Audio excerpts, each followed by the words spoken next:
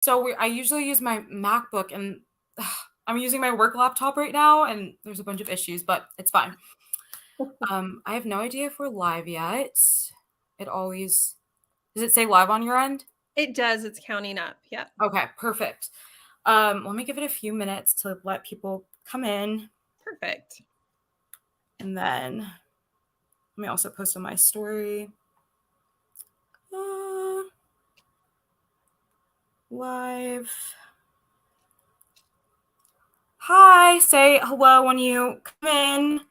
Super excited for this interview today. Live now. And then, sorry, I just came back from like a happy hour thing. I'm all over the place, but it's fine. It's fine. Okay. So we have Julie Ann here today. I'm so excited to have you on. I've been reading you for a while now. I'm currently reading Right Guy, Wrong Word right now. And I was trying to speed through it for this live. And I was like, no, I can't. It's too good. Let me slow down.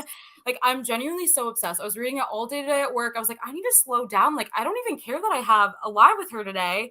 I just need to slow down and enjoy my time with it. So I'm really excited that you're here. Yeah. Thanks for having me. I was excited too. Like get invited to come on with you. Oh, okay. So we have some questions here that I wrote out from different viewers. The first one is, tell us about Right Guy, Wrong Word. It was originally a short story, right? Yes, it was originally a short story. Okay. Let us know. Yeah. So, it was originally a short story that I wrote for a publisher in Brazil. They were doing an anthology, and the topic of all of the stories in the anthology needed to be something to do with books, which was a little weird because I think I wasn't alone in thinking, do you write about books? You know, it's very meta. It's just like it's like really pushing the borders of like, oh, am I going to cross into that area? You know, breaking that third wall. Yeah. But so I wrote this short story and I had it set kind of, I live in Des Moines, Iowa, or outside of Des Moines, Iowa. And so Des Moines, Iowa has like an East Village, and it's very, I mean, they just have a lot of like hip things that have gone into the area, like great local stores, t-shirt stores and coffee shops. And there's a climbing gym.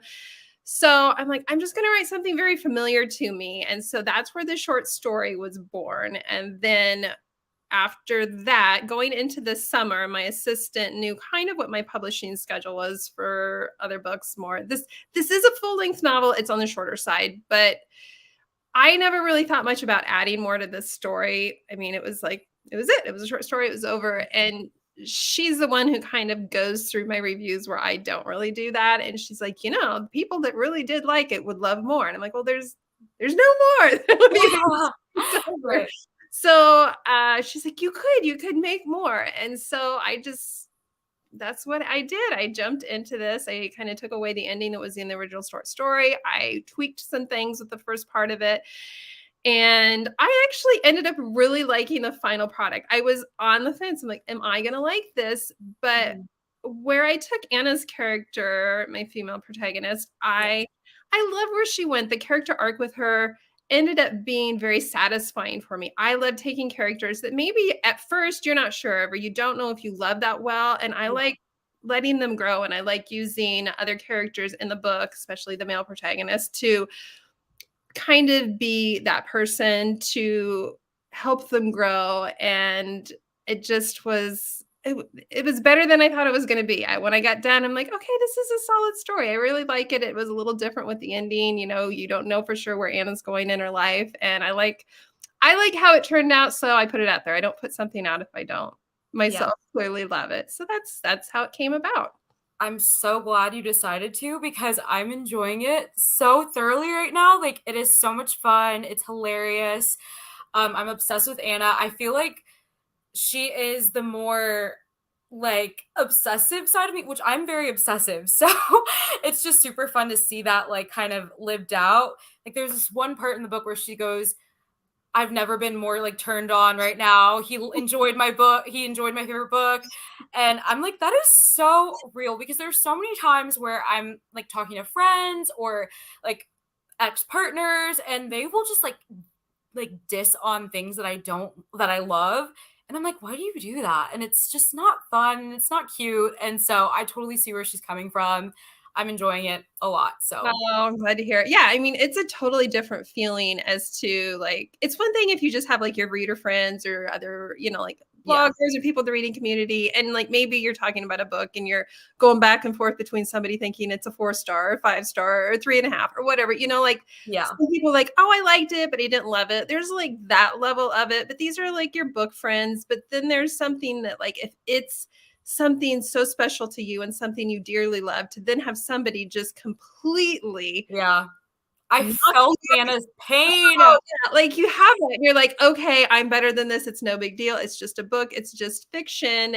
But yet we all know, and like these are where I say that readers sometimes don't want to admit that sometimes the characters reflect some of them, because there's that moment of like, I don't want to admit that I'm a little like Anna because it's not like I'm like Anna. best quality, but yet you're like, I kind of see myself in I her. see myself in her so much, and I'm like, is that a good thing? Like, I I'm loving the book, but is that a good thing right now that I'm relating to her so much? Yeah, because you kind of know you're like, okay, is she a little over the top? She's going too far with this. But then you're like, but what would I do in that situation? Exactly. It's so much fun. Hi, Sarah. Welcome. Also, anybody else who's just joining in, say hello, ask questions throughout. We are currently talking about Julie Ann's newest release, which is Right Guy, Wrong Word. It is so much fun. And yeah, I'm not sure if you mentioned a little like general kind of synopsis for people who are just now finding out about the book. Hi, Reagan. Yeah, so just kind of a little bit with the book. It's basically about this couple that live in the same building. He's the new guy in the building, and the building has a book club. And so everyone who's part of the book club gets to take turns picking their book. And my female protagonist, Anna, she chooses her favorite book for book club. And Eric, who just moved into the building, is like into books. And so he joins book club. They've already kind of hit it off. There's like this instant spark between them. And so she's really kind of excited that he's joining book club. And the story progresses basically. He doesn't like her book picks. So it's the scenario of what do you do when you think books are life? These books, Mhm. like, does a book have a soul? I have different quotes of the book about, this. Yeah. And how do you handle it? Can you have this intimate relationship with somebody who you feel does not see your soul because your soul is in these things that you love? And so there's a lot of book world satire in this story, and so it's definitely a romantic comedy, but it's got some like deeper parts to it, especially as you get into the second part of the book. But I think book lovers, especially those of us in the book community, like you've said, there'll be parts of it you'll, whether you like it or not, you'll be like, yeah, I kind of see Yeah. that. Exactly. I'm reading it and I'm like, this is a mirror to my own soul. And I'm like I told you, I was trying to speed through it for this live show, and I'm like, I don't want to. I want to stay in this world. It is hilarious. I'm loving it. Thank So you. earlier when you were talking about writing about bookish characters, how that was a little bit weird for you, we actually did get a question about that. Mhm. Somebody said, I love when books talk about other books or like books in general. Was it fun writing bookish characters? Was that a bit hard for you? What was that like? That was It was weird at first because you want to have this separation. And this book, especially anybody who's read it or is reading it, like you'll get into it and you'll know why an author or a reader who's very passionate about books, how this would like be a little bit uncomfortable, like you're peeling back the curtain and revealing a little bit of your too much of your truth in some areas. And that's how I felt. It was a little uncomfortable. Like, how much of this am I when I'm writing it is fiction because it's a fictional book, and how much of it is like very personal and not fiction? And that was a weird line for me. And I think anytime I read books that are about books or writing or anything like that, I just finished reading Yellowface, and it was weird, like jumping into this book world. Mhm. Like you have this book, it's literary fiction, but you're like, oh, this is really, really close. Yes. So yeah, I mean, for the most part, I enjoyed it by the time I was done. But there were times when I was into the writing process where I'm like, oh, this isn't the topic I would have chosen again. The topic was chosen for me when I did the short story. It had to be about Right. books. So Interesting. Okay, the next question we have is, how did you get into writing and what do you love about it? oh wow, yeah, I'm not a writer by any sort of trade. Like I didn't go to school for this. I went to school to become a dental hygienist, so I went into the Oh, sciences. But wow. I've loved writing. When I was in high school, that was like English and writing and literature was my favorite subject. But at the time, I'm older. At the time, there definitely wasn't like a bunch of people indie publishing anything, and it seemed very much like an uphill battle into writing. And who goes into Mm, writing at the time? Honestly, who goes into writing if you want to make a living? It seemed like such a lottery, unless you're going to go into the editing field or something like that. So I went into the sciences. I did that. I was a dental hygienist for 10 years. I started a family. I had 5 years that I opened up a retail store with my mom. We sold like eco living goods. It was before like aw. the whole food stores or anything like that was around. And it was fun. It was this passion project. And with my mom, and it was just something really special that we did together. And then I had a friend who's like, you should write books. And I'm like, because I no longer had the store. I was home helping run the family business. And I'm like, why would I write a book? What's this all about? I tell it so many times, but when I started writing, I did not know what a book blog was. I had Mm, not read any ebooks at the time. I didn't have a Kindle. Actually, I've only had a Kindle myself for probably 2 years. mm. I got all of my books from the library. Like I was the library girl. I would go, I've got my books, I'm carrying them out. I've got my name on waiting lists for books that I want to read. Or, I would splurge and buy something at a Barnes and Noble or local bookstore. Mhm. I was not familiar with any of this when I jumped into writing. And so I brought up a Word document one night and I'm like, all right, let's do this. I started writing and it just poured out of me. And so Aw, the I whole love that. saying of like, everyone's got a book inside of them. Is that true? Maybe. For me, I clearly had a lot of books inside of me. And it was a very cool moment because writing is therapeutic and you realize how much of your soul you do pour into these books. And on one hand, I want to say I'm kicking myself for not doing it earlier in my life. But to be honest, I feel like I bring something different to my stories because of my age and my life experience. So, Mhm. and I think everybody does. It's where you're at in life. Like, I'm Yeah. just blown away by your younger generation, how you're writing like everyone's writing these books and they're phenomenal books and the creativity. And I'm so excited. I'm like, oh, those are the times when I'm like, oh, maybe I do wish I would have done it when I was younger. But I regret nothing. My life path has been good. So That's that's how I great. started. Thanks. Okay, we have a question here. Hi, Joanna. She says, I haven't read any of your books, but I really want to. What book do you recommend to start with? And somebody did ask this on Instagram, and they also included, where was that question? Um, I guess kind of like briefly break down your series and standalones, like for somebody who is just now finding out about you, if that's at all possible. I know, right? Yeah, I'm like, where's my list of books? Like my list of books here. Yeah, I do have series and I have standalones. I write kind of all different areas of contemporary romance. So I have kind of just straight up contemporary romance. I have some that borderline on paranormal. I have romantic suspense. I have romantic comedy. I have a sports romance. So I definitely have not branded myself as any one particular That's type of good. writer. I write romance, but under different areas. Some of my early books, I would call them definitely sexier books. Basically say those were my sex books, especially if anybody reads my first two books. I'm like, oh, those are my sex books. How did you enjoy those? But yeah, as far as for starting, it depends where you want to start. Like my personal favorites, but I'm not necessarily saying it's a great place to start, but I love my Jack and Jill series. For anybody who loves romantic suspense, it is like romantic suspense on steroids, but a really, really, really epic love story.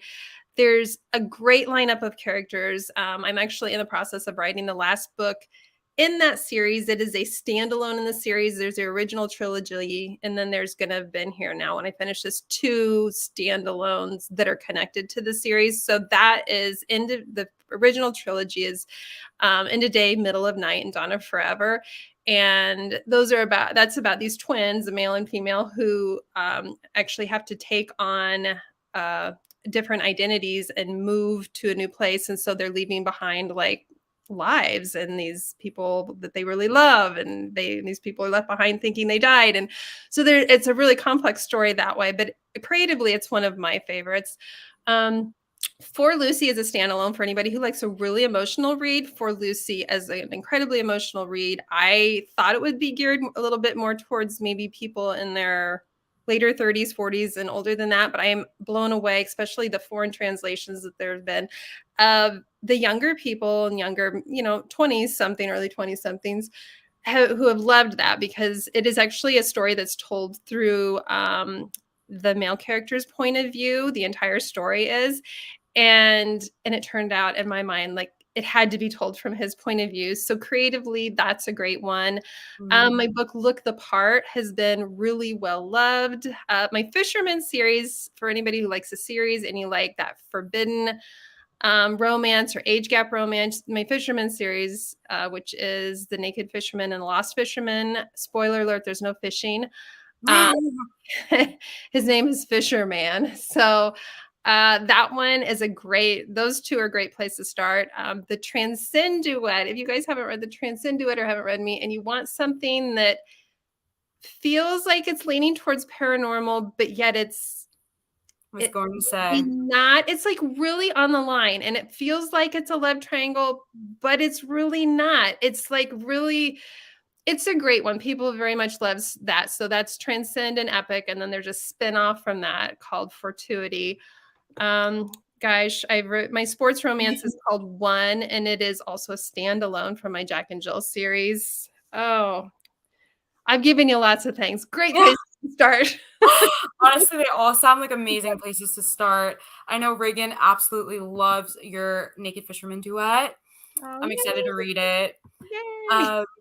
All right. Hope that helps. I say read Right Guy, Wrong Word. It's so great, but I feel like all of them would be amazing places to start. Then we have another question here from Reagan. What was your favorite book you ever wrote / which is the book that is closest to your heart? So my favorite series is the Jack and Jill series. Creatively, that's my favorite. For Lucy would probably be up there too. As far as like nearest and dearest to my heart, I wrote, it would probably be Look the Part. I wrote 2 books that have children that are ASD children, autism spectrum. So one of them is called Look the Part, and the other one is Perfectly Adequate. And those, because of their like connection to people in my own life, are very near and dear to my heart. Oh, okay. That's good to know. I love knowing authors' favorite books because it's so interesting. It's like not necessarily what I would think would be their favorites. Like a lot of people say their first book, and I'm like, that's interesting because I feel like it would be the opposite. I feel like a lot of authors would be like, don't read my first book. Like, don't even look at it. But a lot of authors, I feel like it varies, just really cool. Oh, it does. And like my first books, I cringe only because I know that the writing itself could be better, because clearly I'm 30 some books into this journey. But if you're just talking storyline, my duet, Holding You and Releasing Me, the storyline is still one of my favorites. I mean, there's a lot of twists and turns to it. It's incredibly emotional. It was one where I had readers that were messaging me and saying, I'm throwing my Kindle every 2 seconds. I'm having to take medications because I can't handle the stress. And so, and I still have a few people like in my Facebook group that is their favorite story. So I've written all these books since then, and they go back, they're like, but that's still my favorite. And that's very flattering, because it makes me feel like, okay, I didn't totally bomb that first story that I put. Somebody really liked it, that they're remembering it this many years later. Right. Oh, that's sweet. I love that question. Okay, do we have any more questions on here? Okay, Reagan, I'm using my work laptop. I usually have my other one. I know, I'm embarrassed. Anyways, let's move on. Yes, I haven't seen a lot of books with just male POV. Okay, that's another thing. When you said that, I instantly got intrigued. A lot of people especially romance readers, love dual POV, but I love like randomly when I'll pick up a book and it's only one perspective because I'm like, what does that other person think? Can we trust, like the hero, or can we trust the heroine? So that's really cool that you have a book with only the male's POV. Yeah, and I kind of write all over the place that way. I have books that are third person point of view. I have books that are just from a single character's point of view. I have dual point of view, but I've only had the one book, and I'll do it again. But For Lucy is just completely from the male point of view. And the audiobook to it is phenomenal. And I'm not even a huge audiobook person when it comes to romance novels. I know that's weird because I write romance novels and they're Yeah. making audiobooks. It's not usually the genre that I would listen to audio, but the audio is perfection, and I can still cry every time I play a part of it or hear a part of it.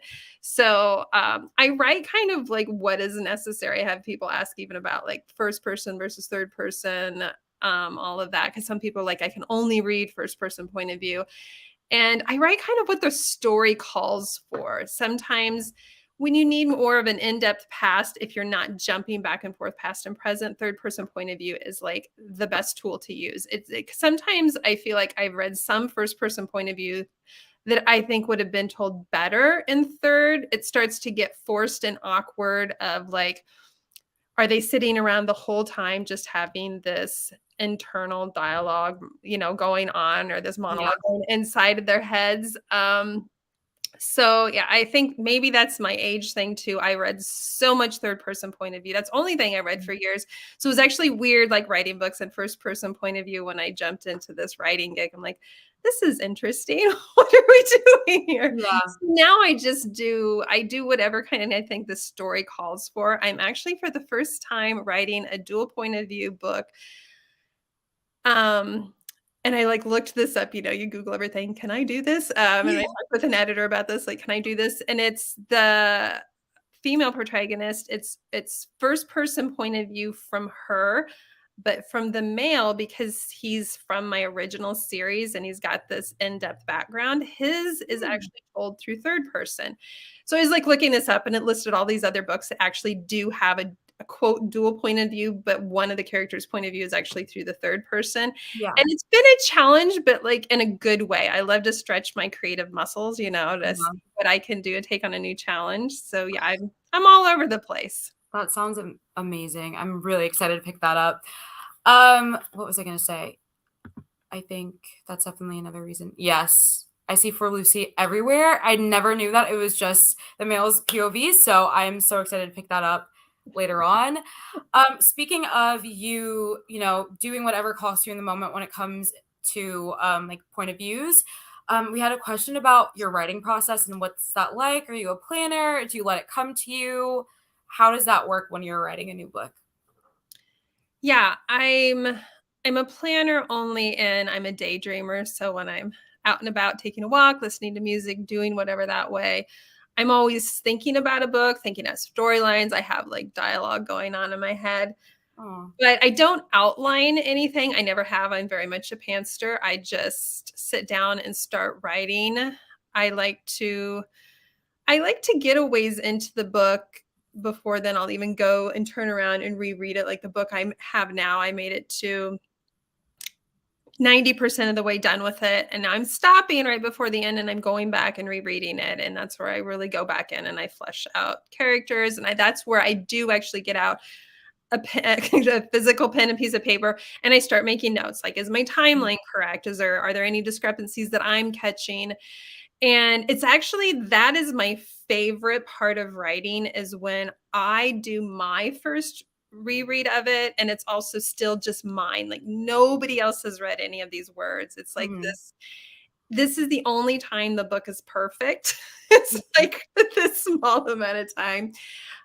So I don't, there's no outline that goes to it. I rarely know what's going to happen like chapters ahead. Like I'm impressed and intimidated when I've seen like other authors, like some of them will even post like a day in the life of an author on like TikTok or whatever that way. And you'll see them like they've got outlines and they like each chapter is broken down into all of these, subdivisions of everything. Right. And I'm like, "Oh my gosh," like it's all in their head. I feel like that puts me in this box and it Mhm. stifles my creativity. Like, I can't do that because it's kind of like telling the characters, like, for me, it's telling them, "All right, you've had your piece. I'll handle it from here," where I'm just waiting for them to speak to me. And that scared me when I first started writing because I thought, "Am I doing it wrong?" And then you dive into other authors, very famous authors like Stephen King is that he doesn't sit down and outline anything. He's just dives in writing. And there's other ones that you realize, okay, they made it work. I can make it work too. It's just simply a style of writing, not right Right. versus wrong. Yeah. Mhm. Wow, I never would have guessed that because your stories seem not that like not planning it means that the story would be like more chaotic, but your stories seem to just really flow well. And typically when I imagine like authors and like the writing process or whatever, I feel like I like can look at them and be like, oh, you plan out everything to a T. And like I just had another author interview with BB Reed, and she was telling me she has their like zodiac signs planned out. She has every aspect of every character, which I think that's also cool, but I think that's really cool the way that you do it as well. It's really Yeah, I interesting. love that. And I know a same thing. There's like I saw, I think it was like Candy Steiner or somebody like it's probably been a year or two ago talking about something that she like fills out for her characters. And it like everything about your characters. Mhm. And that is so smart. I mean, I should do that. I'm the first one to say I'm an idiot. I should be doing that, but I don't. Like things come to me as a story, like whether it Yeah. be their favorite food, like what do they smell like, what cologne or lotion or whatever. Like it just comes to me in the moment. Mhm. And that's so, and I've let myself be okay with that. But early on, it was hard. It was very intimidating when you would see somebody else planning it out and you're like, I don't Yeah, know what I'm doing. exactly. Yeah. Question. Do you know your zodiac sign? I don't. What is my zodiac sign? Because you just give like Pisces. The way you just explained all of that, I was I'm like, a you're Pisces. That's what I am. I'm a March 1st. I know my oh, you are? I can't believe I guessed that correctly. yeah, I'm a Pisces. I am because I'm March 1st. I'm pretty sure that's Yes. Pisces. The way you just explained all of that, I was like, "Oh my she's a Pisces." And then especially, like, some Pisces have, like like, kind of bigger eyes, and I was like, "Oh my she's a Pisces." I love Pisces so much. I'm a Now you're Pisces. gonna make me look into this because you guessed it. Why you're kind of freaking me out now. No, I know everything about you. I know I'm a Pisces moon and rising sign, which that's, like, a whole level of crazy that a lot of people don't know about themselves, but I'm able to spot a Pisces right away, so that's really cool. Oh, funny.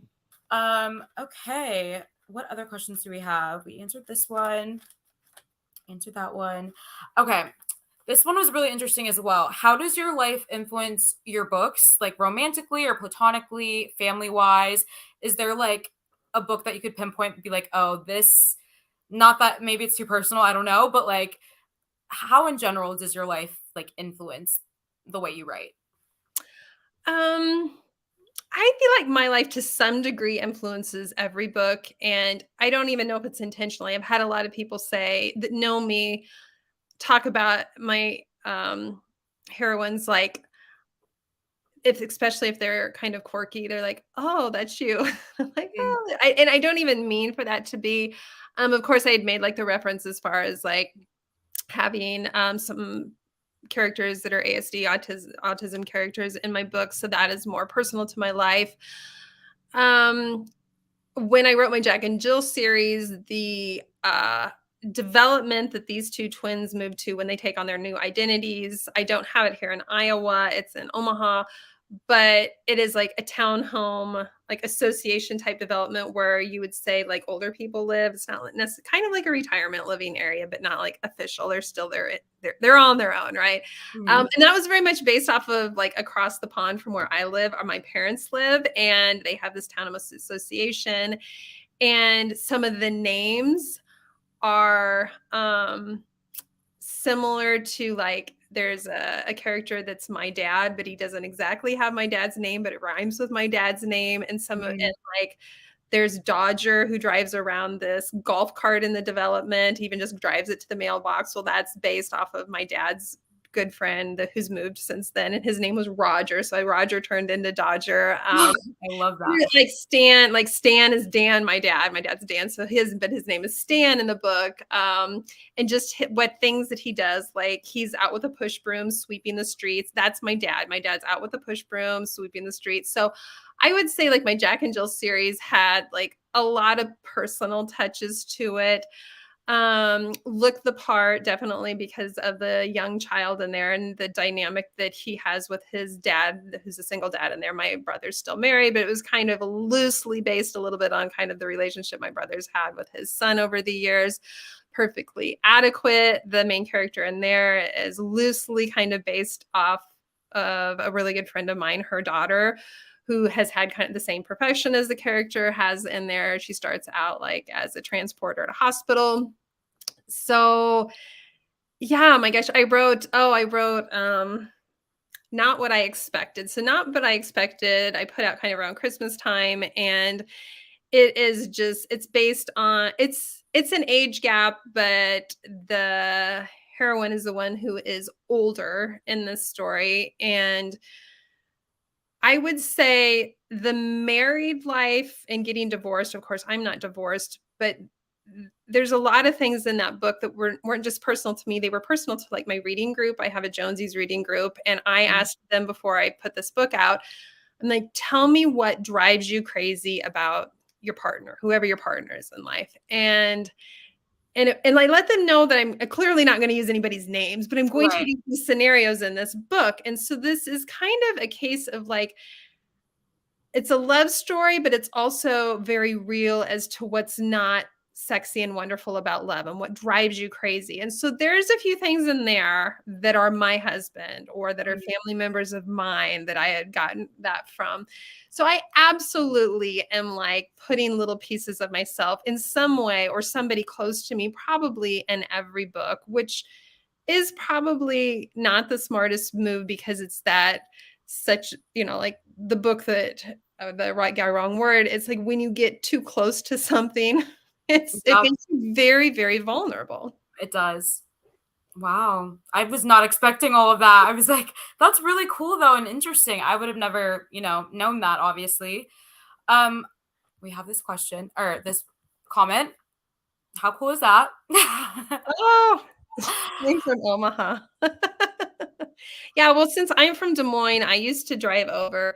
So I'm kind of a health foodie, and we did not have a Whole Foods in Des Moines years ago. And so we would drive 2 hours to Omaha to go to the Whole Foods over there, and we would like take dry ice and get frozen stuff. And it was always weird when you were like in the checkout over in Omaha and they see like this massive amount of stuff, like $400 in groceries. And you're like, oh, we're not from around here. We drive just over to Omaha for that. Yeah, I mean, Omaha has a great zoo. I took my kids over to the zoo. They have one of my favorite restaurants that's over there. So yeah, Omaha is a great place.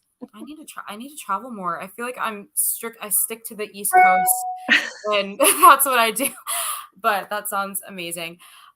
Which by the way, what was the name? I just forgot the name of the book that you were just talking about it sounded kind of more like a fixing relationship or like Not What I Expected. Okay, that's one of my favorite tropes ever, so I need to add that to my TBR immediately. I'm so excited for that one. Not What I Expected is I mean, none of my books are really that close together as far as alike, but it's very different. And so I think it's one that you read through if you've been in any sort of relationship and you kind of going, yeah. It's a little cringy even in some spots, I'm sure. Okay. Okay, this one's also another one of my favorite questions to ask. Which one of your books came more naturally to you, and which ones were pretty hard to write? Oh, wow. What came naturally to me? My first book came probably most naturally to me because there was the main character is a vegan chef, and that happened shortly after I stopped eating meat. And there also in my local area, a vegan restaurant, plant-based restaurant opened up. And And it was at the time, it was almost embarrassing to say like that you were vegan. Like I didn't like to tell people that. It was like if I could just pretend that I'm not, nobody needs to know, that sort of thing. So this restaurant came into town and I was like, oh, like this is a great restaurant. And a bunch of people are going there even that they're not vegans. And it jumped in like, what if I wrote a book with a vegan chef and she were amazing and sexy and awesome and she meets this like businessman from New York and he's Latin and he's also like her opposite. So this is this opposites attract. And so writing Addie in that book was effortless. I mean, I could just write Addie for days. And so that one was very easy for me. Trying to think like, yeah, I mean, like look the part where it was people who were really close in my own life. It just like that stuff just flowed. It was easy to write that. Oh, I wrote another book that was isn't this terrible? My own books. Not what I expected. That one I have set in Iowa. That one is like about a blue collar worker, which I'm surrounded in my life with blue collar workers. There was just so much familiarity to that one. So that one was easy to write. Ones that were harder to write, probably my life series. So I have 2 duets in my life series, The Life That Mattered, The Life You Stole, and then Pieces of a Life and Memories of a Life. And they all have to do with near-death experiences. And so I would say that book, along with my Transcend series, where you're kind of jumping into an area that's maybe kind of paranormal. Again, I don't write straight up paranormal, but I have paranormal-ish feeling books. Those were harder to write by far because I'm not an expert at this point on writing kind of outside of anything real. I'm so envious of all these fantasy writers. You guys are so brilliant. They're so good to read these books. I'm in love with them. And so those were harder ones for me, because, again, in a good way, because it really challenged me to do it. But those were harder books for sure. Okay. We have another question here. Have you ever written something that you've never released, and why?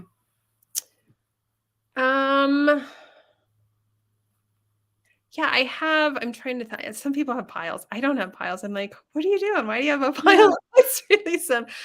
I wrote, and we had talked about it at the time. I wrote a book. It was my first time writing with another author, and so Kate Stewart and I wrote a book together, and we were like, we're going to slay this. We took a trip to Boston together. We met up in Boston and we spent a few days in Boston and we were researching and we were like kicking around these ideas. And we kind of, when we started it, we're like, we are friends now and we will end this as friends no matter what. Like, and we went into it like we publish it or we don't. It doesn't matter. We stay friends. And I actually enjoyed the writing process, and I think she did too. But we got to the end, and and this was a concern going into it, is always when you have more than one author, like there's these authors out there where, yeah, there's, 2 authors, whether realize they're 2 or not, and they flow and they come together so effortlessly. I thought our story was good. I think she thought it was good, but neither one of us were like, this is amazing. And we had hit a point with both of us in our careers where like, we're not going to put out anything unless we feel like it's amazing. But we wrote the whole thing. It's not like we quit halfway through. Like we wrote all this book. Right. And I'm saying that, I'm like, I think we finished it, didn't we? Yeah, we finished this book. Yeah, we did. And we didn't publish it. It was just like, we were both like, no. And I love it because it was like this weird moment. Like we wrote this book together and we didn't publish it and we're still great friends. Like we still text each other. We still talk on the phone. And because most of the time you're like, oh, what happened? It must have been something went wrong with the 2 of you. And it wasn't. It was like, we're like, let's do this. I mean, we had a great trip to Boston. It was all good. And then in the end, we were like, it's not doing what we need it to do, and we're not going to put it out there. Readers, I think, would love it. Like we would, if we put it out there, readers would love it, and we would hate it because we would know that it's not our best. Not your best, right? Yes, it's a sad story, but not really. No, halfway journey. Halfway through when you were answering that, I was like, this is gonna hurt me. I don't want to know how. Obviously, I know you never released it, but I'm like, no. I love Kate Stewart, so that's super cool. Do you think that you would try again writing with another author, or do you think you want to stick to? It's pretty unlikely because what I realized through it is if I can't write with Kate, I probably can't write with anybody. Mm, Because I would say the reason like we were bonded to each other was she had read like one of my books, I had read one of hers, and we had like this feeling of, oh, she kind of writes this super angsty stuff. Like our mhm, voices can be are somewhat similar in some of the books. And so um I just I think that was what I came away with. I don't know what she's come away with. I know she's penned another book with somebody with Heather and it did fantastically well. So and I've never had this discussion with Kate. I never have talked to her. I kind of like stay in my lane on that part. Like I haven't talked like, well, how did it really go or anything like that. I just right. and because the book did well for them, but I just knew when we were done, I'm like, I will never write with somebody again. And it had nothing to Mhm, do with Kate. It yeah. had everything to do with me because I think Kate's a little bit more of a planner than I am. I don't think she's got like a bunch of outlines, honestly. And maybe I'm pulling on her and I'm not supposed to be. Yeah. I'm not sure. Maybe she outlines now. But I think that in itself makes it incredibly hard to write because she was really good about she could be 7 to 10 chapters ahead and be like, I know what's going to happen here. And I'm like, we're not there. How can you know that? But she was so brilliant and just like knowing that or like an ending, like she can like put together like something much later in a book. And that's the only thing maybe she's thinking of is she like magically makes her way there. And Mhm, it's pretty impressive to watch her mhm. writing process. So I'll say I was very privileged to write the book with her, even if we didn't end up publishing. And I don't regret not publishing it. That much we agree on. We were like, Yeah. not there. That's really amazing that you both had like the wherewithal to be like, this isn't our best, because I feel like I personally would be like, I am not loving this, but you know what? If she's not saying anything, I'm not going to say anything, and we're going to push this. I'm going to make it work. I'm going to make it work. So that's really cool that you guys just like know that if it's not your best, you don't want it out there. And it's really Yeah, I mean, interesting. we called it like our hard times book. We're like, if either one of us hits really hard times and can't put food on the table, we'll revisit that book, you know. Yeah. That's Thankfully, neither hilarious. one of us have hit that hard times area. I mean, she's just doing a phenomenal. Her Ravenhood series is phenomenal. I don't go and tell her on the daily that Drive is still my favorite book, but the Yeah, Ravenhood series is great. It's doing it is. great, but It's I'm like, I'm amazing. still the lover of Drive. Oh, that made me like I just love like author like friendships. I don't know. It's so because I have so many like bookish influencer friends. And so whenever I saw like a couple of authors doing like writing sprints, and I'm like, oh, that's so cute because we do like our reading sprints and like, different like I just love that stuff. So also I'm always like as you're answering, I have a question that pops into my head and then I forget by the time you finish. So I'm gonna go back to the last question. When you were writing about Addie, and before that you said that it was kind of like almost embarrassing for you to say that you're a vegan or tell people that. Was writing Addie kind of um like almost therapeutic? Did it kind of take away, I don't want to say shame, but like your embarrassment? Like, did that help you at all? Yeah, a little bit because writing that is exactly it. Writing is very therapeutic for me. So writing her character, I was like able to add things to her that made you realize she's so much deeper than the fact that she's a vegan chef and that like veganism isn't her life. And I'm not truly a vegan. Like I've got some leather things, I eat honey. So I'm not that, but I understand that lifestyle. And Mhm. so writing her, I was had these moments of like, it's not going to just be about that. She's going to be somebody who has like a photographic memory. So, and she's super smart and she's incredibly talented. She's like a savant when it comes to playing the piano. Like she's just this exceptional person that the fact that what kind of starts out as she's kind of this crunchy granola type girl that you think of in the beginning, or that she's very kind of hippie-esque, if hippie-esque is a word, Right. there's something so much deeper to her. But what I love still about that story, even with all the sex that I put into that story, I love the heartbreaking tale of her and her past and the unexpected connection that these two characters have. And there is so much heartbreak in it, but it makes the ending to the story so incredibly rewarding. And yeah, for me writing Addie, it was therapeutic. And but all my books are. I find for somebody like myself who's been very introverted, writing books has been very good for me, like Mhm. therapeutically. It's helped in my marriage, it's helped me as a mother. Like I put that book, including there's a bunch of books that I've infused like some of my greatest fears of motherhood into these books. I've like worked through things in my marriage by putting them out there in little bits and pieces in the book. And it's like letting things go. I mean, these are things readers like would never know. So for me, writing is like it's so much more than a job. Yeah. It's something very personal to me. It's like if I stopped making money writing tomorrow, I would still be writing. It's just I Um, have to write. I love that so much. Ah, well, I felt like I have tears in my eyes, by the way, when you started talking. I'm emotional. I don't know why, but that was really sweet. I loved that answer. Another question that we had is here it is. What is the process? Someone said, I love your covers so much. What is the cover design process like? And I agree. I love your covers so much. I'm currently in the process of collecting them all. So I don't know if you have like someone like design them for you, like plan it out what you want or Oh, covers, gosh, I tell people I'm usually in cover hell. And the reason I'm in cover hell is because I write the story, the cover's the frame to the art.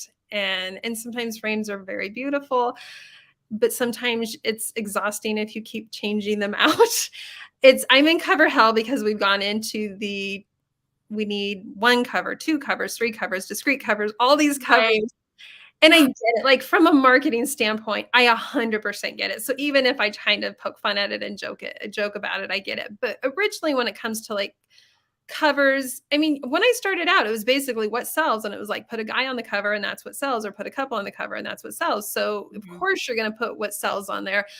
I sadly probably bucked the system a little bit because I was falling very much in love with some great artwork and design that was more, but the covers that I liked when I first started putting books out weren't the covers I was putting on my books, but I liked the ones that actually a lot of them were through traditional publishers. And and I had people say, "Oh, you don't want to do that cover because it's not going to appeal to your audience." And truthfully, it was probably true at the time. For what I was writing, I probably did need to have a guy on the cover. I needed to have some abs. I needed to have a couple. I get that. So I have been a little bit excited actually about the fact that now we're putting more object on covers, or they're doing the discrete covers, or I like that some of the covers are illustrated. I love the diversity of covers right now. I Yeah. just in general love the diversity of writing right now. There's something for everybody. I think indie writing is so cool because there is something for everyone. And it also takes the pressure off of individual writers of feeling like any one person has to be everything to everyone. And so with the covers, I pretty much am like, looking for a pretty picture, or like I'm all about the visual. I just want something to stand out and know that it kind of feels like the story a little bit. And I do have some discrete covers. My Jack and Jill series, I have the floral covers. I'm doing like floral covers for like this new book coming out, and I'm trying to keep them cohesive that way.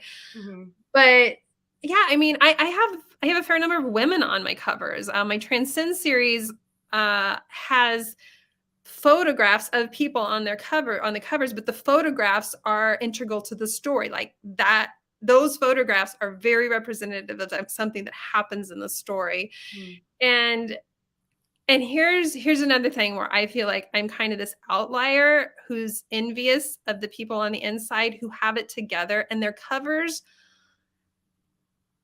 like it's their brand. You know what I Mhm. mean? Like you can tell certain authors, all of their covers, regardless of the stories, they have a look and it's their brand that they have. That is not me. Also, I've upset readers and I've upset myself a little bit in this too. I have different sizes of books.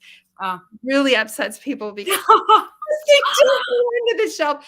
So I'm honestly probably, if someone talks about Julie Ann covers, people are probably like, like They don't look the same. They're not even the same size. You can't put them on the shelf. And like, I don't even care because anymore now with like book boxes coming out and Yeah, there's a zillion different sizes and colors and everything. But right. I'm loving it. I am actually loving the world right now where it's not a foregone conclusion that every book out there has one thing, like it's just flowers or it's just ads or it's just a Mhm. cover. I feel like these stories should be different and unique and the covers should Yeah.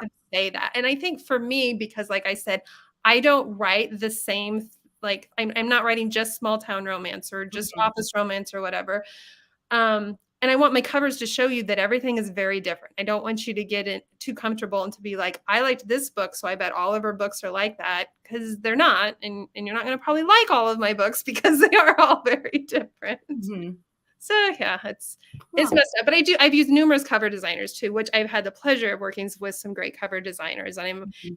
I'm always open to try new people too. It's not like I have just some loyalty to something. My assistant has dabbled in design. She's done some stuff for me. I've used numerous cover designers and just sometimes they all have their own wheelhouse too. Like I'll think of what cover I want and then I'll think of like who's the designer who is going to be able to do that for me. Yeah, makes sense. Yeah.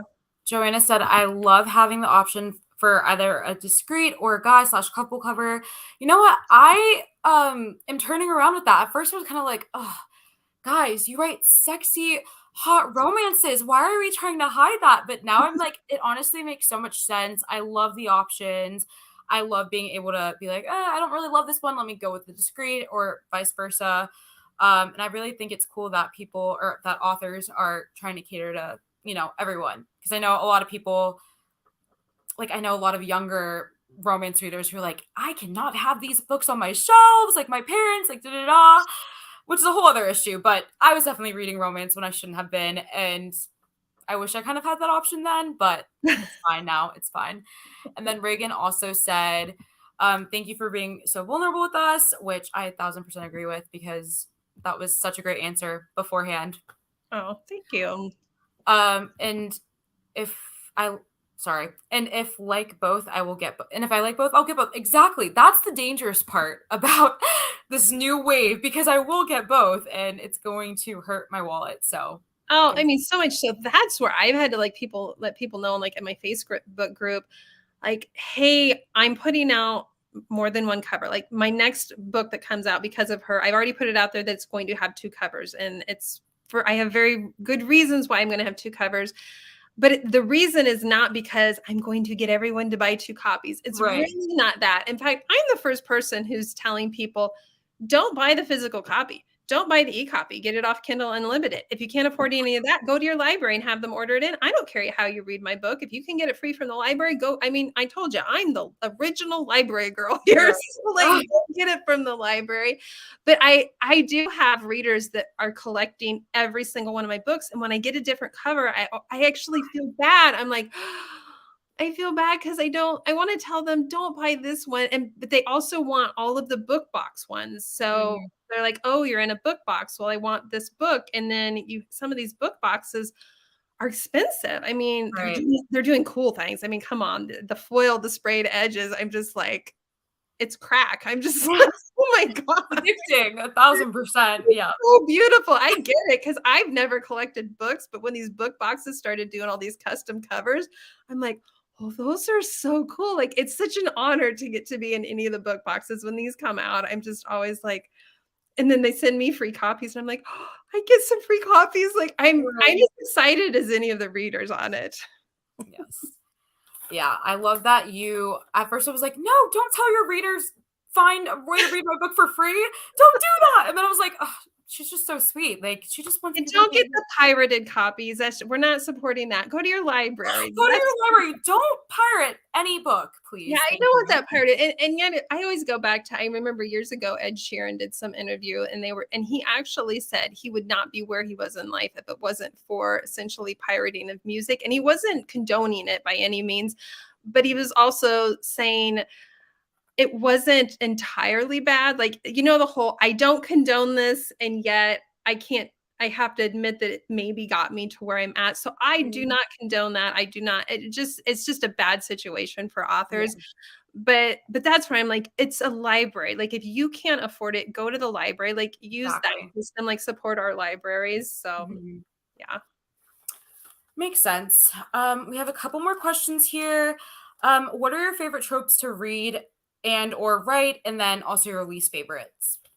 Okay, so my favorite ones to write, if I'm being honest, there's like the politically correct answer and then the being honest.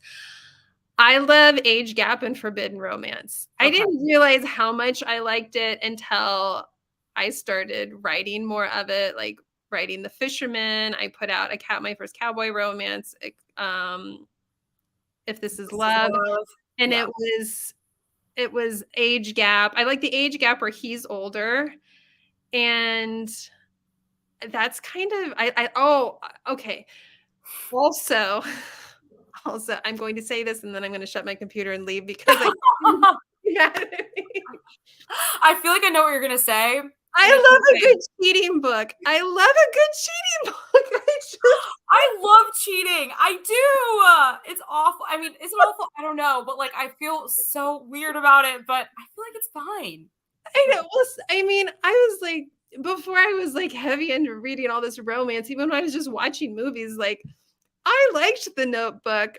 Even really aging myself going back because I'm from Iowa and it was filmed here, but like Bridges of Madison County with Clint Eastwood years ago. Like, you give me a movie or a book. Now, I want the cheating to be they're not with their soulmate. I don't like the creepy, sleazy, I Yeah, got drunk and slept with 10 women or something. It's exactly. not that. They're not with their soulmate. And so they cheat with their soulmate. Exactly. And that's like, I know it's like, and I'm happily married. I married my high school sweetheart. We're going on 25 years of marriage. So I'm not like, and even in real life, I am not critical. If somebody cheats on somebody, I am the least judgmental person. I am just like, Mhm. we're all human. We make mistakes. I'm very loving and forgiving that way. So I Mhm. think that's why in books, I just do like, if you give, I'm like terrible I because get it. I'm actually reading and I'm like, I hope they cheat.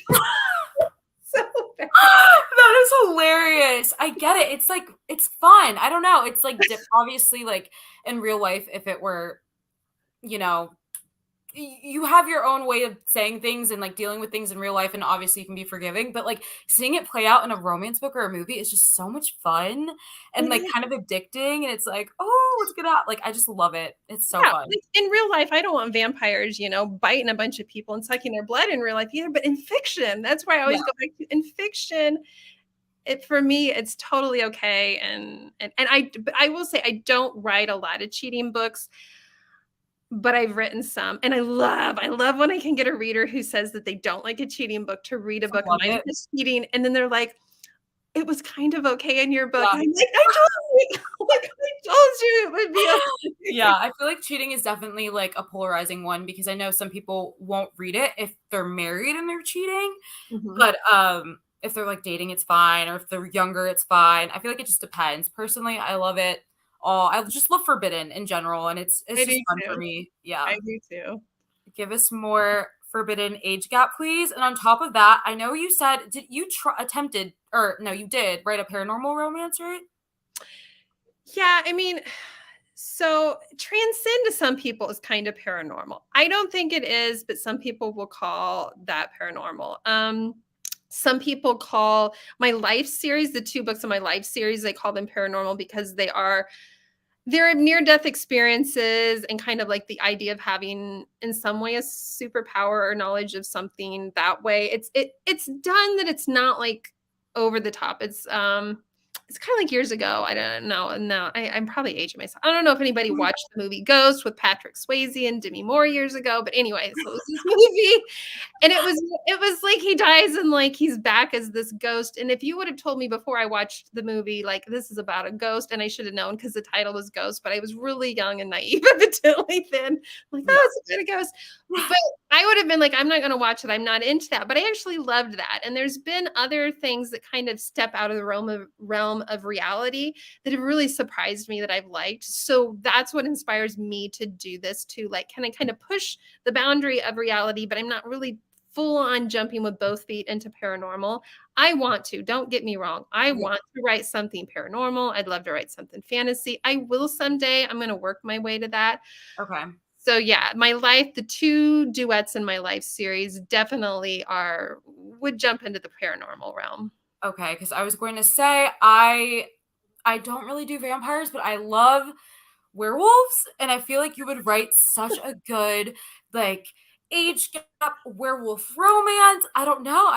I think werewolves are hotter than vampires. I don't know why. I just do. Like I'll even like take that into some consideration.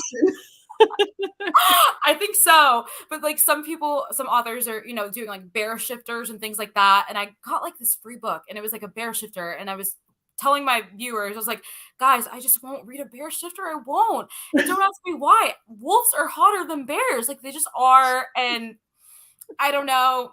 I'm not like a bestiality person or whatever, but like they just are. And I refuse to read any like shifter if it's not like a werewolf.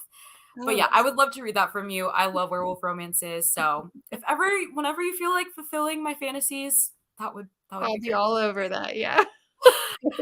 Yes. Angst is so much fun. I love that so much. I wasn't a cheating girly, but Forget Me Not by QB Tyler was my awakening, so I'm a little more into it. Yeah. It's fun. It's fun to say the least. I don't read much of it, but when I do, I'm like, why don't I read more? Like this is so I Well, feel and like I don't actively search it out personally because I yeah. don't like spoilers going into books, and some people don't mind. So I even hate that we're over marketing too much with tropes that are spoiler. It's like I Yeah. joke about the secret baby. Like if you tell your readers it's a secret baby trope, it's not a secret It's baby. not a secret baby. So, Exactly. I mean, so some of us like the marketing with tropes, like I get it, but I don't want to know if it's a secret baby. I don't want to know if there's cheating. Because if you know there's cheating, I don't have it's not the full angst of like, is it gonna Exactly. happen? You're little, like you're reading it and you will ignore everything around you because Mhm. you're like, I have to see if they're cheating. I have to know what's Right. gonna Exactly. I agree. I go into most books blind. Like when I started Right Guy Wrong Word, I went into that. I had no idea it was about like bookish characters. I did know it was a rom com, but I didn't know. That's all I knew. And I feel like I just am every book that I read now. I don't like to know anything, I which don't makes either. it a bit hard because like I do YouTube and like it's not like TikTok where I can be like I want to read this one. I have to kind of go into more depth, which can be annoying. But since I read so much romance, I want to know nothing about it. Like genuinely, I feel like I enjoy it so much more when I go into it that way. And then, oh my gosh, I was going to say something else. This is why I don't read this exactly. Yes. Yeah, I don't 1,000. either. I don't read. I love a good recommendation, or I'm still somebody that if the cover if the cover works for me, I'm like, I'm gonna give this book a go. Yeah. I rarely ever read reviews. A lot of times I'll look at a star rating. So if it's got like several thousand reviews or something, and I'm like, it's 4 stars or better, I'm gonna dive into it. But yeah, I don't read blurbs of books. If I have a good friend who recommends something, I don't even want them to tell me that much about it. Like I read 50 Shades of Grey years ago, and my friend said this, and I love that series. it's like she's like, don't judge me, but I want you to read this book. And she's like, it's called 50 Shades of Grey. I'm like, okay. And she said, and she wasn't joking, but in hindsight, this is the joke we talk about. Is she's like, one of my ladies at my Bible study group recommended this book. No joke. A lady at her Bible study. It wasn't what they were studying in Bible study, clearly. But you can imagine me getting into this book, and I'm like, her Bible study group? I haven't been to church in a while, but things have Yeah. changed. Yes. That is hilarious. I love that. Did you end up loving it or were you like, I did because I was really, I mean, honestly, before that, I was reading a lot more mystery books. My romance books were more like Nicholas Sparks books. And so I'm like, what is this magical world where the bedroom door is open? I kind of like this. yeah, And it's not even like bedroom door open. That's like next level, but then it was very fun because that's when you jump in and you start realizing, oh, this is a whole genre. I mean, that's when my world opened up. That's, again, I was going to the library looking for these books, and then that's when I realized that I started writing, and I had to get a lot of these off of ebooks because a lot of them were indie authors at the time. Mhm. It was a magical world. I mean, and it's funny, I'm sure 50 Shades of Grey has had many, many critics, and I'm sure E.L. James is like, who cares? I'd be laughing all the way to the bank on that one. Exactly. But um but it was like life changing, I think, for a lot of people in the romance world, as far as it just opened the door for all of these authors and these books. And she found this audience for everybody else. So no matter what you think of 50 Shades, she opened the door for probably a lot of the authors that these readers love, even if they Yes. don't love that one. I agree. That was definitely was it? It was one of the earlier like spicy books that I read. I know the first two movies by heart, like word for word. Like I like it a lot more than I want to admit. I don't know why. I still feel like they're up there on my shelf somewhere. Yeah, but I personally love 50 Shades. I do. Okay, yes. Joanna's laughing. That is hilarious that your friend got recommended it in Bible study. Yeah, I probably need to go to her church. I might like enjoy church Yeah, today. I had no idea what I was missing out. I was just thinking of the days that I went and it wasn't as fun. So yeah. you might get some inspo for your next book. You should. I love a good forbidden romance. You know that. Right. Okay, Jewel, I don't want to take any more up of your time. Right Guy, Wrong Word is out now. Can you let the viewers know where we can read it? Any last things you want to say about the book? Let us know. Yeah, so you can read it on Kindle Unlimited. It's only through Amazon. Of course, you can get paperback ebook there. I have my floppy edition. I've been all about these. I had not tried these So floppy pretty. books. My Emily Wittig, who designed it, she's like was into these floppy books. So I actually got it's like the pressed wood paper, whatever. I love these Mm, floppy books. You can get these only on my website though. But so it will be signed if they get them from my website, and that's at julianne.com. mhm. That's all I've got. I really appreciate you having me. This has been so much I fun. had the best time. I feel like I could talk to you for hours. You're so funny. Agreed. And really, this was really interesting because I never would have guessed these things about you just, reading your books. I'm currently reading Right Guy, Wrong Word, and I've said it a million times. Guys, it is so addicting. I didn't even want to go live right now because I wanted to sit and read this book. But it's amazing. Definitely check it out and replay where Jewel was talking about her other books and what gave you guys like brief descriptions about it. If you want to know where to start with her, they are amazing, and I'm excited to read even more. So, yeah, thank you guys so much for watching. Thank you, Jewel, for the interview, and please pick up this book. It is amazing. All right, bye, guys. Thanks. Bye. Okay.